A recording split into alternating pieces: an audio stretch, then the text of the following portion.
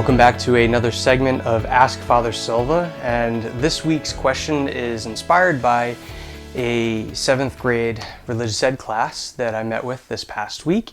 And we talked about relics, right? Not only the relics over at the church, right, in the altar, right, the St. Rose of Lima relic, but what are they, right?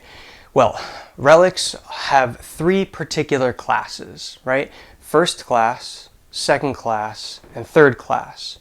A first class relic is a body part.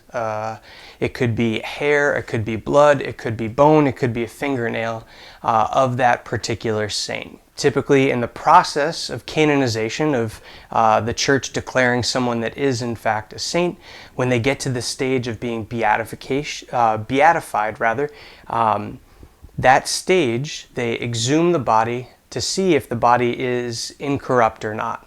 And so they'll examine the body, and if the body is in fact corrupt, right, deteriorating at a normal rate, they'll usually take out some bones or hair, fragments of the body in which to make a first class relic. Here we have a first class relic of Blessed Stanley Rother. I won't talk about him here because I'll go on forever, right? But look him up, Blessed Stanley Rother. So that's a first class relic, body part, right? The highest class of relic. Then we have a second class relic. Right? Second class relic is something that they used or something that they wore, right? It could be a piece of shirt. If someone were to snip off a piece of my shirt right now, right, that would be a second class relic of me. Useless, by the way. But this here is a second class relic of St. John Vianney. Here we have a number of little relics inside of it. Right, we have a splinter from his own confessional that he sat in for 16 hours a day. We have a piece of his purple stole that he would use when he was hearing confessions, as well as a piece of hay from his bed that the devil would notoriously set on fire to make sure that he would not get any sleep and hopefully oversleep and miss his obligations in the morning, which he didn't because he's very holy. So second class relic. Now we come to a third class relic, and a third class relic is anything that touches a first class relic. Here we have just a piece of cloth taped to the back of this prayer card for Blessed Michael McGivney, right? Our state of Connecticut sort of champion of the Knights of Columbus and founder.